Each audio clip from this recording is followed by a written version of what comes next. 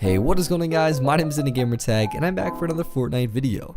Today I'm going to be sharing with you guys aimbot settings for controller Fortnite in Season 7. And these are called aimbot settings because they're so amazing that they replicate the style of using aimbot in controller Fortnite. So these settings alone are going to help you win a lot of the fights you get in, hit almost all of your shots, and allow you to get much more victory royales in Fortnite, especially this season. Obviously, aimbot is an entire different software. It's literally cheating in Fortnite, but settings obviously are completely allowed. So how are settings at all basically replicating the style of aimbot? Well, it's pretty simple. Basically, I was able to find out the speed of players in Fortnite and then find settings that actually match that speed perfectly.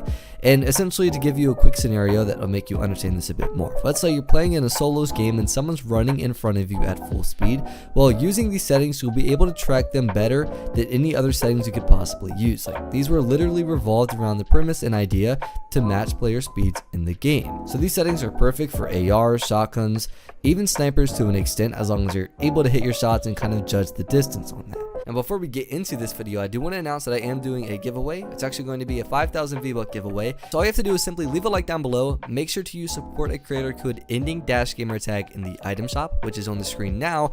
And then lastly, comment down below your epic ID and letting me know you've completed all of your steps. And after doing so, you will automatically be entered in the 5,000 V-Buck giveaway that I'm hosting for the summer. Well, now let's talk about the fun part. What exactly are these settings for you to replicate? So I'm simply going to go down the entire list of the controller options settings and basically go over each and every single setting and explain essentially why we're using them and how well they work for you. We're going to start with the build mode sensitivity multiplier as well as the edit mode sensitivity multiplier. Now these don't necessarily pertain or even affect your aim whatsoever, but obviously they are settings, so I'm going to throw them in this video regardless.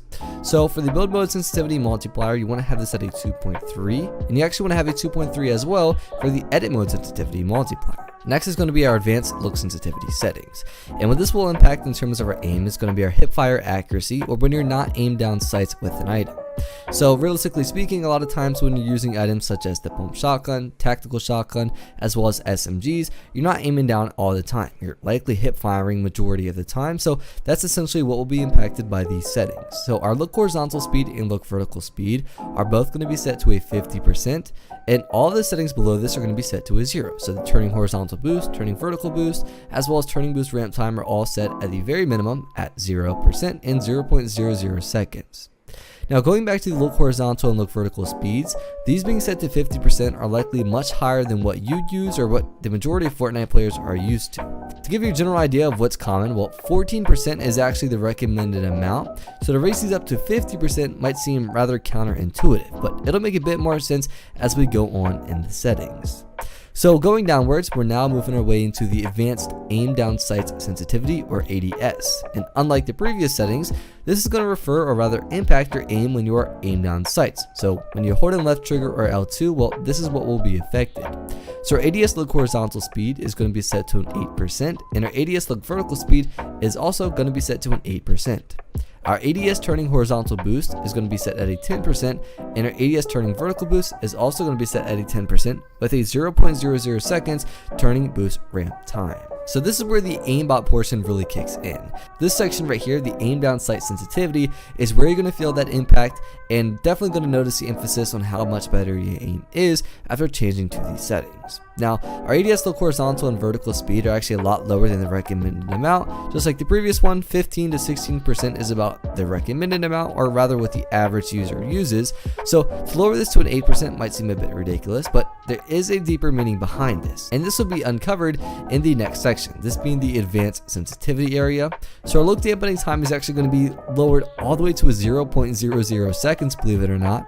And the part that really matters and makes a huge impact on our game performance and aim as well is actually going to be the look input curve. Now this is such a controversial setting because a lot of people on YouTube will say to use exponential, and then other people will say to use linear. Well, for me and these settings alone, linear is actually going to be the look input curve of choice. Now if you try using these settings and then use an exponential look input curve, well, you might as well kiss these settings goodbye because they are not going to help you at all, and your aim is going to actually be too slow to even realistically play at a decent pace. So the linear look input curve is realistically going to be the most critical setting out of all of these because these entire settings were built around this look input curve. So again, if you're trying to decide whether to use exponential or linear, well, if you're looking for aimbot settings, linear is the only way to go for these settings. Right below this is going to be the aim assist strength, and well, obviously it goes without saying, if you have this any lower than 100%, please do yourself the favor and raise it to the max, set to 100%. And now lastly is going to be our controller dead zones. Our left stick dead zone can realistically be set to whatever you like. For me, I have it at 5%, but the dead zone that makes the most difference, obviously this is going to be our right stick dead zone. This controls everything from editing to looking around, aim down sights, accuracy, so on and so forth.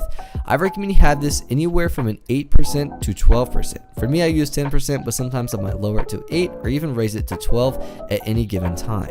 Now this setting is probably the second most important out of all of them. Again, linear is the most important, being the look input curve, and then secondly it's going to be our right stick dead zone. So those are all of the sensitivity settings. Again, we went over basically the aim down sensitivities, your look sensitivities, your build and edit mode multipliers, your advanced sensitivity settings including look input curve, look dampening time, and aim assist strength, and then lastly touch on our right stick dead zone and even the left stick dead zone. Now moving forward in this video, I have a lot of people always ask me about my keybinds that I use for building and editing, so I will briefly touch on those if you'd like to use these settings as well. So I use the Custom Builder Pro, which I recommend everybody use, and the only changes that I have made is my left stick clicked in, or L3, is actually binded to toggle pickaxe, and the next is that my Y or triangle button is binded to edit. Now I do play on claw, however if you don't, these settings are still usable.